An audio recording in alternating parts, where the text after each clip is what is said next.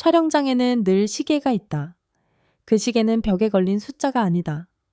제작진의 동선 카메라의 호흡 자막 타이밍, 그리고 무엇보다 MC의 진행 속도다. 한번 리듬이 흔들리면 현장은 도미노처럼 무너진다. 그래서 미스트롯 시리즈의 심장으로 불리는 MC 김성주는 늘 한치의 오차 없이 현장을 끌어왔다. 큐가 떨어지는 순간 모든 장면이 김성주의 목소리 위에서 반짝 정렬되는 이유다. 그런데 7회 방송 직전 아무도 예상하지 못한 그림이 펼쳐졌다. 지금 뭐라고요? 박지연 마스터가 진행을 한다고요? 스태프들의 무정의가 동시에 웅성거리기 시작했다. 대기실 복도를 따라 빠르게 퍼지는 한 문장.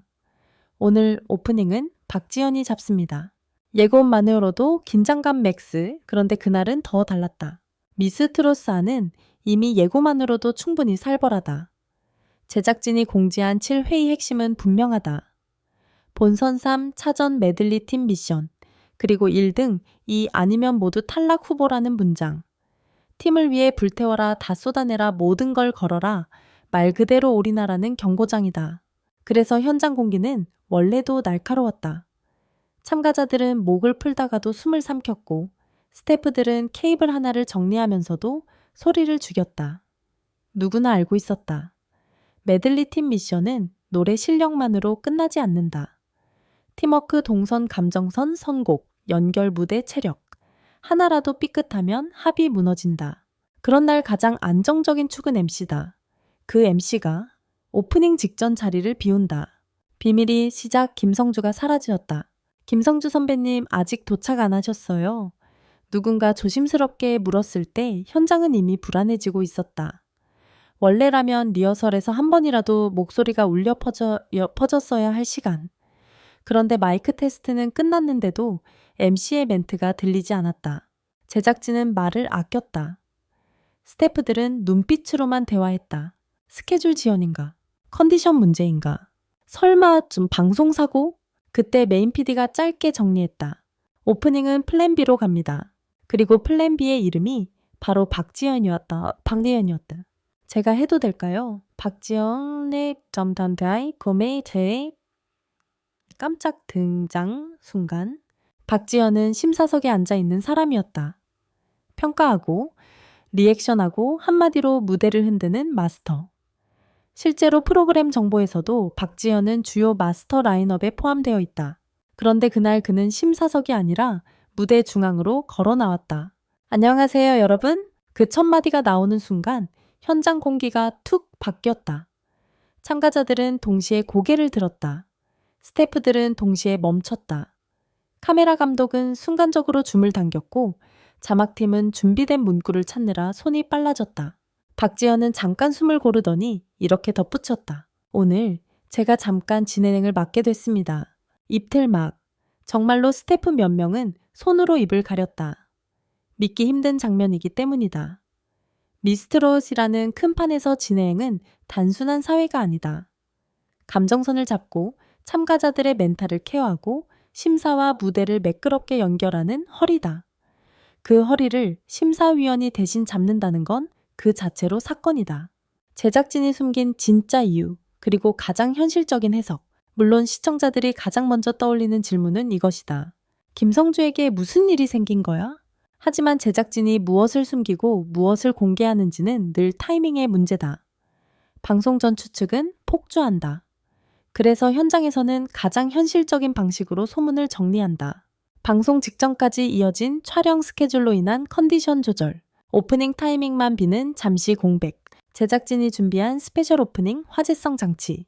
어느 쪽이든 중요한 건 하나다. 현장이 흔들리면 안 된다. 그리고 그 순간 박지연은 흔들림을 붙잡는 역할을 맡아버렸다. 박지연이 진행을 잡자 촬영장 분위기가 바뀐 3가지 이유일 심사위원이 진행하면 참가자들의 표정이 달라진다. MC의 질문은 부드럽고 심사위원의 질문은 날카롭다. 평가를 하는 사람이 마이크를 잡는 순간 참가자들은 단번에 각을 세운다. 박지연의 한마디가 편하게 하세요. 여도 그 말이 편하게 들리지 않는다. 오늘의 무대가 이미 1등 아니면 탈락 후보인 팀 미션이라면 더더욱. 이 흐름이 예능보다 경연 쪽으로 기운다. 김성주가 잡는 리듬은 예능적 안정감이 강하다. 웃음을 만들고 긴장을 풀고 장면을 이어준다. 반면 박지연이 잡는 리듬은 경연의 온도를 올린다. 각 팀 준비됐습니까? 같은 한 문장이 실제 체감 온도를 2도쯤 올려버린다. 3심사석과 무대 사이의 거리가 갑자기 가까워진다. 박지연이 진행을 하면 심사석은 더 이상 저 멀리 있지 않다. 무대에서 내려오는 순간 그 자체가 압박이 된다. 그날 참가자들이 느낀 건 단순한 긴장이 아니라 실전이었다. 진행까지 잘하면 어떡해요? 스태프 반응이 갈린 이유.